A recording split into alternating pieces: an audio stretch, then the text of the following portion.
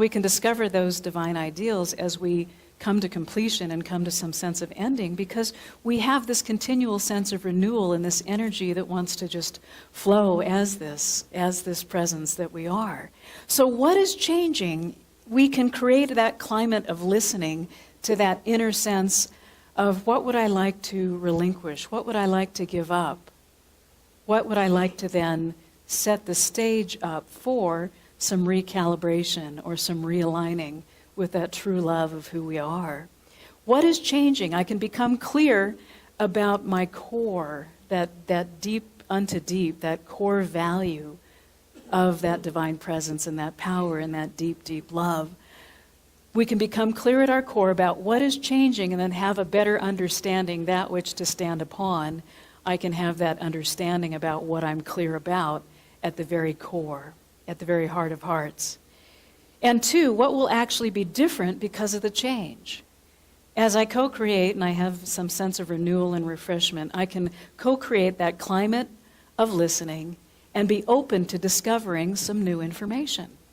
And a lot of our information comes from our own internal thoughts and the way we feel about things and what we're leaning into and what we're moving toward.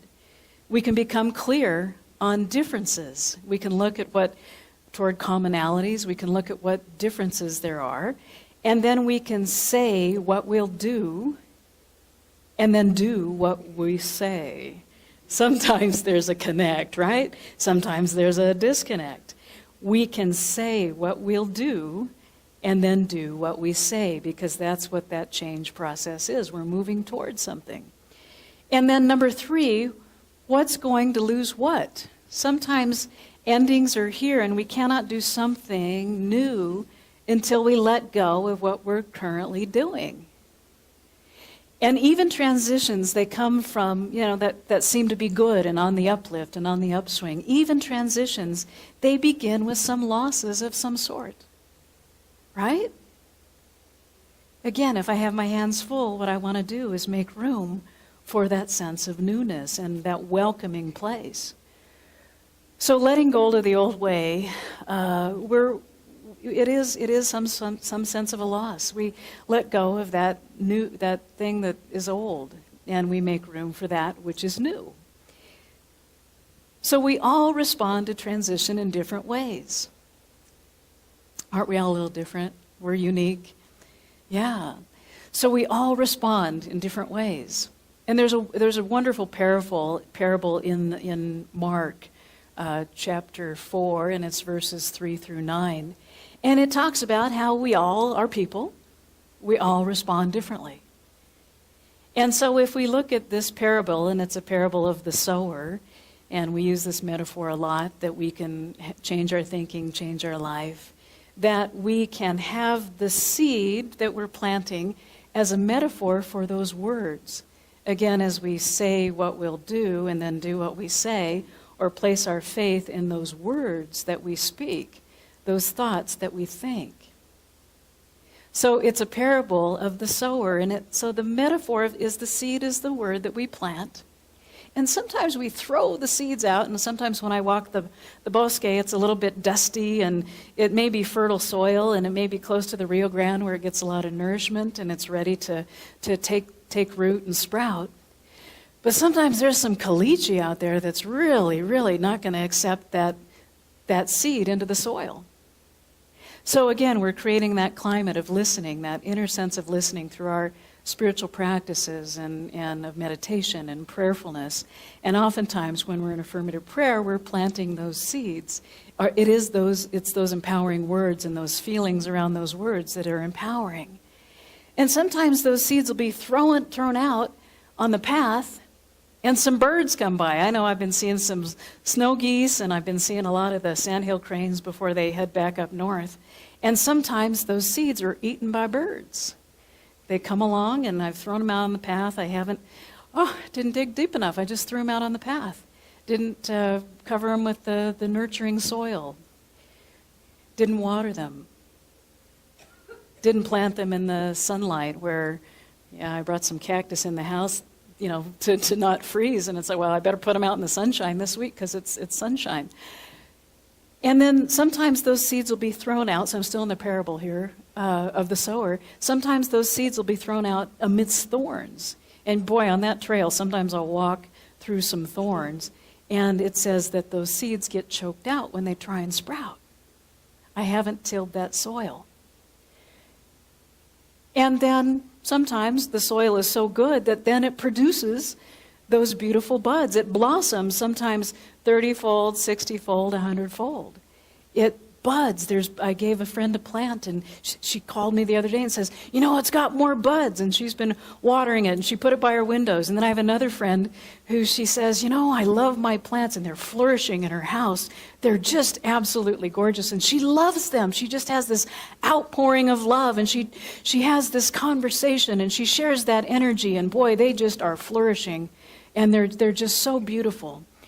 And that's the power that we all have, that power of that affirmative prayer, that power of becoming still and knowing that we, yes, are in this fertile soil of this active listening place. And it's not like we're careless in throwing those seeds so that the birds get them and they fly off. We want to tend to those thoughts. We want to tend to our feelings so that they can nurture and grow into optimal health, into flourishing relationships, into a peaceful way of being.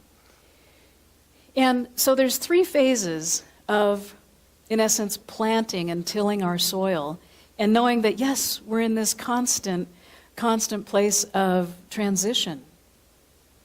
And even though we know that there's that constant place of this power in the universe that always is this constant, that's always something we can rely upon and count upon, we know that within that, and being backed by all those resources in the universe, we know that we can rely upon something that is within us to be that sense of divine guidance and wisdom, and to rely on those seeds that come forth and to blossom.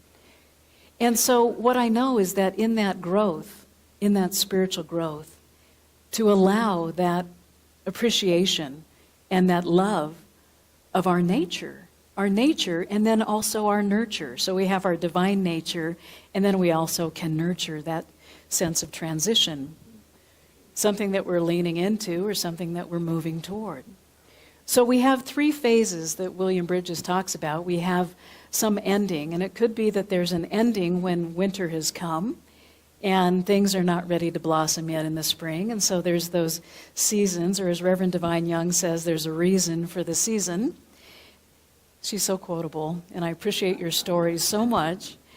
So there's those cycles that we all have. So we have an ending of something, and then there's some sort of like a neutral zone. So when there's that gestation period, or we're realigning or cultivating that seed, where maybe we're fertilizing it with some nourishing words or friends or whatever that is. And so then there's that opportunity for new beginnings. And so oftentimes we kind of overlook the ending and we say, we just want to get over it. Get over it. That's, we look at change and it's so situational. Oh, it's the situation, or it's that circumstance, or, that condition I have in my life. And we all have different sounds for that, right? We have some people, they go, or another friend of mine goes, oh. We probably all have a sound associated with whatever that realization is, or that aha moment. So there's a difference between change and transition. So change is oftentimes that external condition-based thinking that could be really heavy. Yet if we realize that we're in this flow of transition, we get to feel into that, lean into that, and transition is really a spiritual experience. It's a place where we can outpicture from that sense of that internal life, that flourishing that's internal, that season that is happening. And so there's a 3-phase process that we can look at that internal life that we have. And so it's great that we're in a month of meditation. And then that'll help us come to terms with whatever details or change is in our life. Details. So William Bridges explains transitions, and he helps us make sense of life's changes. And so when there's an ending of something, and so we may have an ending of a relationship, we may have an ending of a job, we may have an ending of some piece of our health that we're working on, and we've made a new commitment to that. And so we look at that phase of whatever that is in letting go or loosening ourselves, loosing ourselves. So we make sense. Sometimes it's a tangible loss, and sometimes it's intangible. We make sense of those losses, and then, in essence, we spiritually prepare and we mentally prepare to move on. And then, second, there's a neutral zone. It's kind of like, and I've been to Cirque du Soleil. It's amazing what people can do in Cirque du Soleil, that Canadian circus, and that you're kind of between this trapeze and then this other trapeze, and there's that neutral zone. In essence, there's a realignment, whether we've chosen it, and we think we're at choice. There's that realignment or that repatterning that takes place. And it helps us get through that transition for ourselves. It also helps us with, if there's a sense of not being clear about something, if there's some sense of confusion between this place or disorientation while we're realigning to this next place. And so, in essence, what William Bridges encourages us to do is to be innovative. We get to initiate and innovate in our life, because when there's that repatterning and that setting course of that new divine pattern, that new seed, like the sower and planting that in that fertile soil, we have that neutral zone. And so we get to encourage ourselves, sometimes we get to encourage others in that neutral zone, kind of that holding pattern. If you've been up in a plane lately, you've got that holding pattern, and when we've taken off and then from when we land. And so when I heard Marilyn Ferguson speak years ago, and she was a big innovator with change, she had a recommendation. She says, it's not so much that we're afraid of change or so in love with the old ways, that things we need to become in an ending with, but it's that place in between that we fear. And it's like being between trapezes. It's Linus when his blanket is in the dryer. There's nothing for us to hold on to. And if we're still holding on to that, we, in essence, cannot go to this next place, right? That'd be really uncomfortable, right? So then we're ready for that new beginning after we've had that realignment and that repatterning, have that gestation period, that growth, that which we're activating of the divine, that divine activation, activating, cultivating, and integrating that sense of newness. So there's then a new beginning, and we have a new identity, a new energy, a new thought that leads us in this direction. And then we may have a new sense of purpose as well. And then that change, that transition begins to work for us. A friend of mine said that there may be some things in our life that are not about us, but they're for us. And there can be a shift in that realization. It may not always be about us, but it may be for us. Because people do what they do sometimes. People show up and we all have our own ways of looking at things and our own way of participating in life and engaging. And the thing we have in common is, yes, we're all in transition. We're all moving and leaning into something. We're moving towards something where we can discover something new and accept those next possibilities and embrace with that sense of clarity and that movement that's already of that divine place. And William Bridges talks about, he says, to cross over the line into transition, away from that just concept of change that is circumstantial or situational, to up-level that way of viewing it, to cross over the line into the transition, we need to ask ourselves, what inner relinquishments we'll need to make because of the change?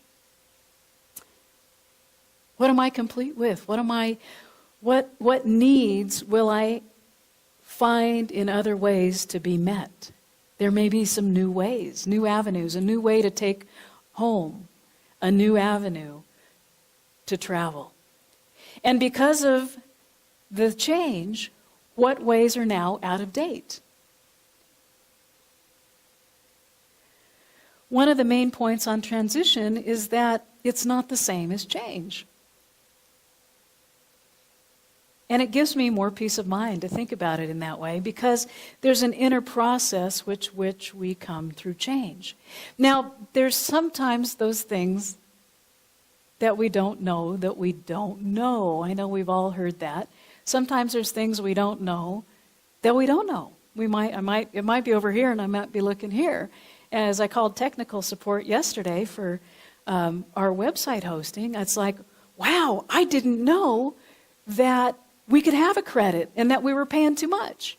And it was great that, and I'd called him before and I just happened to get the right customer service rep who had a passion for nonprofits, and she spent some time with me and she found another avenue and she says, here, let me give you credit. Here, let me walk you through this. Here, let's have you take you to this website because, we have a new program. We could give you a sponsorship. Yay! And so it was just a matter of being open and reaching out and making that call. And, sometimes I would dread calling tech support, whether it's computer or, some service provider, right? It sounds like something that, something needs to change. Whew! But who knew that she would have these things available? And so sometimes it's just a matter of asking the right question. I had to discover and accept that there was a greater good. Yeah, and to embrace those gifts. So it was really cool that she says, here, let's give you this. So to change our attention, sometimes we view that change might provide, there's something in my way or there's some wall.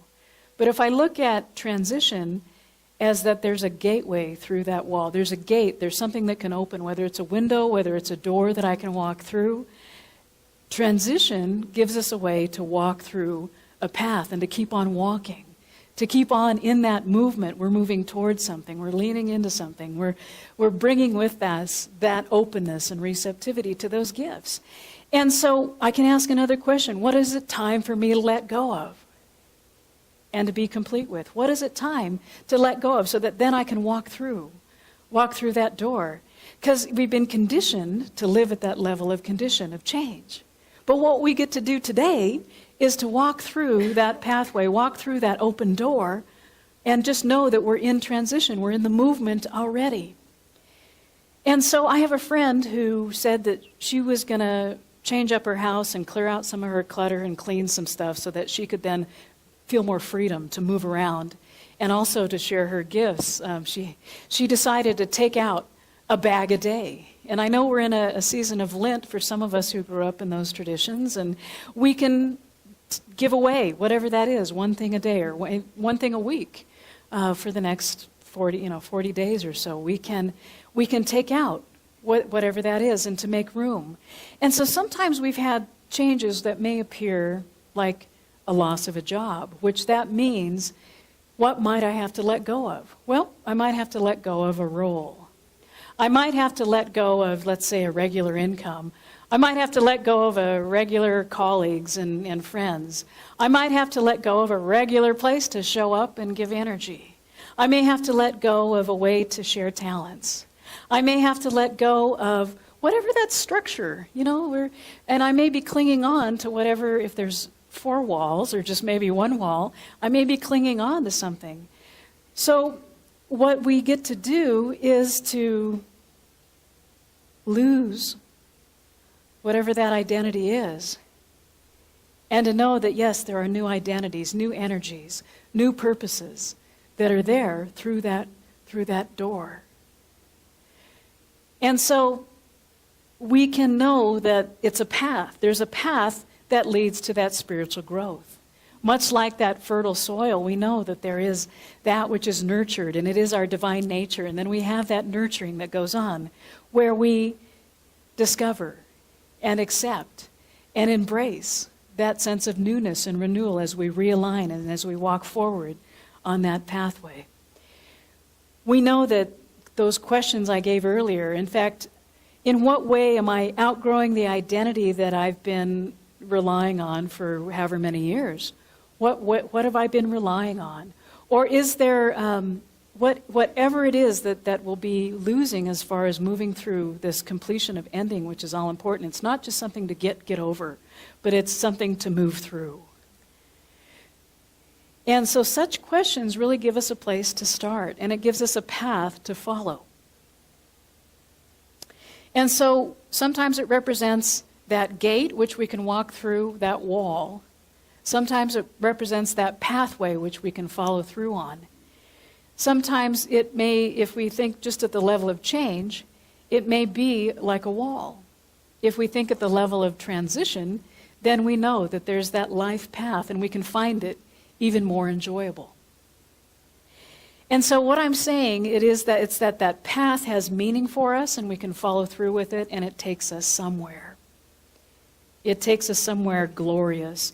And what I'm saying is that it's not just that gate in the wall. It's something for us to move through.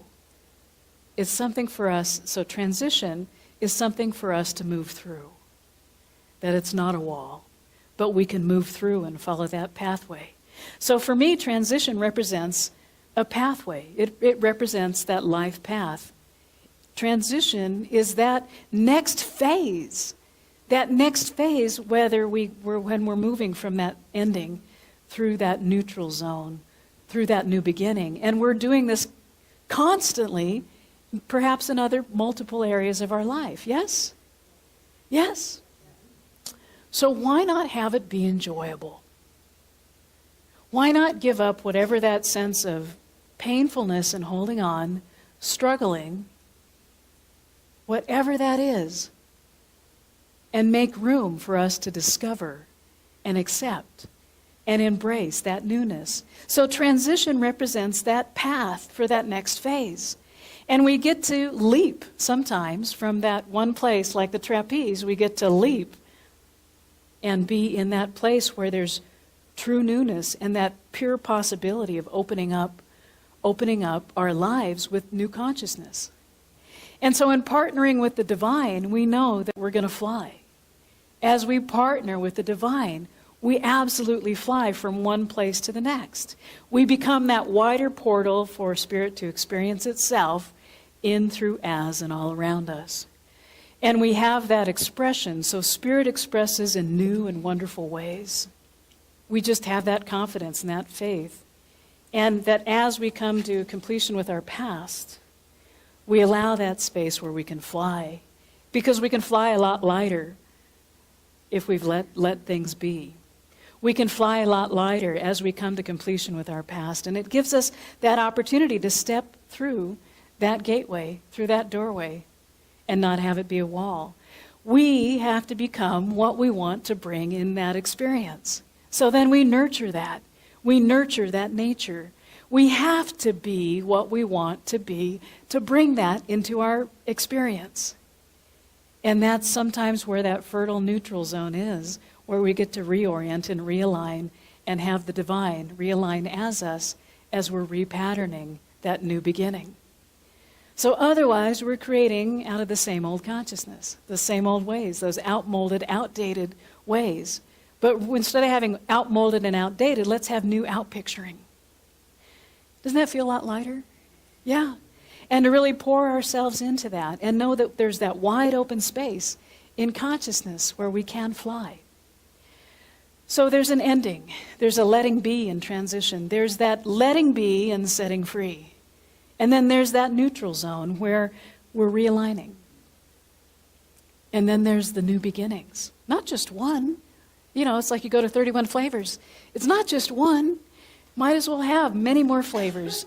And there's new beginnings, there's new identities, new energies, new purposes, and fulfillment.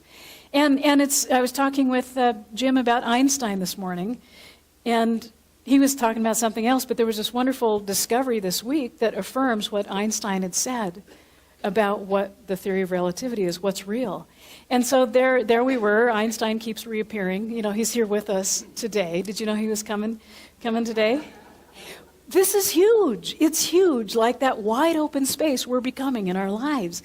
There's amazing new discovery. So we too get to discover and accept and embrace like he did. This is huge. The scientists just this week, and Jim, get together with him. He can explain it much better than I can.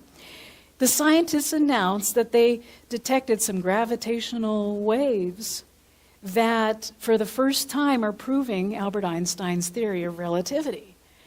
And the waves were caused by some violent collision of two black holes more than 1 billion years ago. And physicists everywhere are having realizations that this is saying what he said over 100 years ago.